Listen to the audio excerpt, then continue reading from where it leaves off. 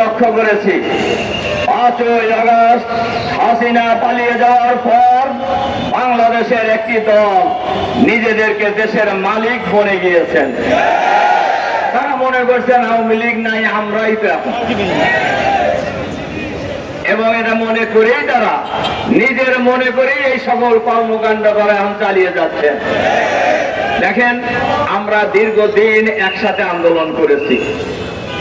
আমরা তো এইভাবে আগে কোন সময় নামিনি, বিশেষ করে 5ই আগস্টের পরে। আমরা কেন নামলাম আজকে? এই দেশের মানুষ, আপনারা ডক্টর মাসুদ বলতেছিলেন গত রাত ছিল হাসিনার বিরুদ্ধে ঢাকা বিশ্ববিদ্যালয়, ইডেন কলেজ সহ সারা বাংলাদেশে যে প্রতিরোধের আগুন জ্বলে উঠেছিল, সেম প্রতিরোধের আগুন জ্বলে উঠছে গত রাত্রে থেকে আর কি। এবং আপনারা লক্ষ্য করেছেন সারা বাংলাদেশে এই চাঁদাবাজের বিরুদ্ধে, হত্যাকাণ্ডের বিরুদ্ধে, দুর্নীতির বিরুদ্ধে বিক্ষোভ মিছিল হচ্ছে। কিন্তু এই মিছিল তো হওয়ার কথা ছিল না। হাসিনা তো পালিয়ে গেছে, তাহলে এই চাঁদাবাজি কারা করতেছে? আপনারা নির্বাচন চান দৈনিকই, চাঁদাবাজের বিরুদ্ধে কথা বলেন না কেন? আপনারা নির্বাচন চান, আপনারা এই হত্যাকাণ্ডের বিরুদ্ধে কেন কথা বলেন না? কেন আপনাদের খুনিদের পক্ষ নিয়ে কথা বলতে হয়? আপনারা কি এখনো দলীয় সন্ত্রাসীদের চিন্তা চেতনার বাইরে উঠতে পারেন নাই? সংগ্রামী ভাই এবং বন্ধুগণ, মিটফোর্ড হাসপাতালের সামনে যে হত্যাকাণ্ড, এই হত্যাকাণ্ড গোটা জাতিকে অবাক করে দিয়েছে যে কিভাবে এই সোহাগ আমাদের এই ভাইটির অপরাধ কি ছিল। শুনছি উনি যুব দলেরই লোক ছিল এক সময়, সে যে দলেরই লোক, মানুষ তো সে তো বাংলাদেশের নাগরিক। তার অপরাধটা কি? অপরাধ হলো তার কাছে চাঁদা চাইছে, সে চাঁদা দিতে রাজি হয় নাই। আচ্ছা বলেন তো, এটা কি কোনো অপরাধ না একজন নাগরিকের অধিকার? নাগরিকের অধিকার, নাগরিকদেরকে ওই ব্যাপারে সজাগ হতে হবে। আমি নাগরিকদেরকে একটা কথা বলবো, দেখেন সোহাগকে যখন হত্যা করা হয় বহু লোক কিন্তু আশেপাশে ছিলেন। এই সন্ত্রাসী চাঁদাবাজরা কতজন ছিল? সবাই খালি পায়ের জুতো খুলে মারলেই তো মাটির সাথে মিশে যেত।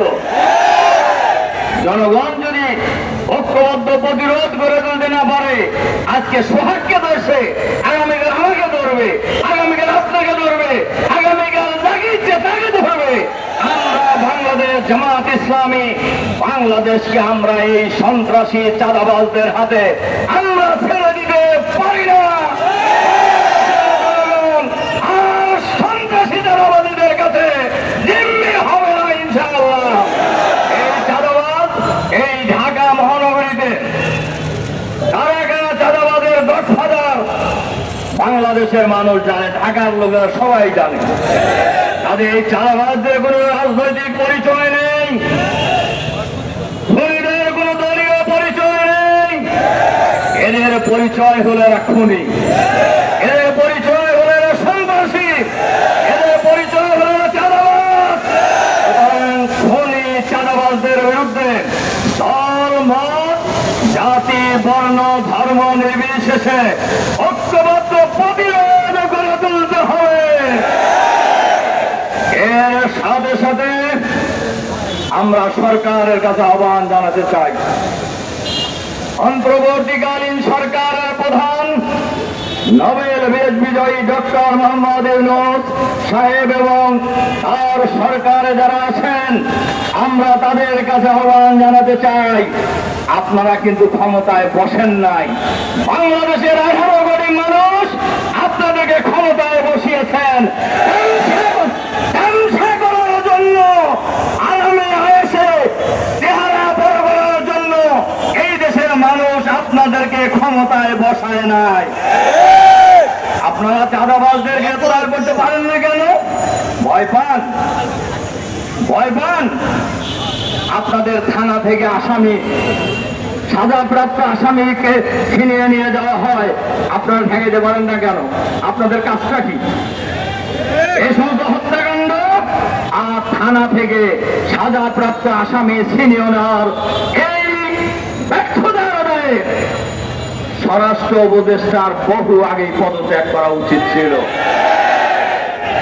আপনারা ক্ষমতায় স্বাদ গ্রহণ করতেছেন, করেন, আমরা তো না করিনি, কিন্তু দায়িত্ব পালন করেন। দায়িত্ব পালন করবেন না, এইটা বাংলাদেশের মানুষ কোনোভাবেই মেনে নেবে না। এজন্য আমরা সরকারের কাছে আহ্বান জানাতে চাই, চাঁদাবাজ, সন্ত্রাসী, খুনি তারা কত বড় না ছোট, লম্বা না মোটা, এইটা দেখার সময় আপনাদের থাকা উচিত নয়। এইটা দেখার সময় বাংলাদেশের মানুষের নেই। আপনারা নিশ্চয়ই ইতিহাস থেকে শিক্ষা নিচ্ছেন। গত রাত্রে বাংলাদেশের ঢাকা বিশ্ববিদ্যালয় থেকে শুরু করে বাংলাদেশের গ্রামে গঞ্জে শহরে নগরে বন্দরে এই ঘটনার বিরুদ্ধে বাংলাদেশের মানুষ ফুসে উঠেছে। এই ফুসে ওরা আগুন জ্বলে জ্বলে ওঠে, কোন সন্ত্রাসী রেহাই পাবেন না। আমরা সরকারকে বলবো, খুনি যেই হোক তাকে আপনি গ্রেফতার করেন। ইনি কোন দলের লোক, কত শক্তিশালী গ্রুপের লোক, এইটা বিবেচনা করার যদি চিন্তা করেন তাহলে ক্ষমতা ছেড়ে দেন, ক্ষমতা ছেড়ে দেন। আপনারা জান মাল ইজ্জত আবরু রক্ষার দায়িত্ব নিয়েছেন, শপথ গ্রহণ করেছেন, জনগণ আপনাদের পাশে থাকবে। কিন্তু যদি কোন বিশেষ গোষ্ঠীকে সমর্থন দিয়ে ক্ষমতায় আনার ষড়যন্ত্রে এই সরকারের যারাই জড়িত হবে, ফ্যাসিবাদের যে পরিণতি হয়েছে আপনাদেরও একই পরিণতি হবে।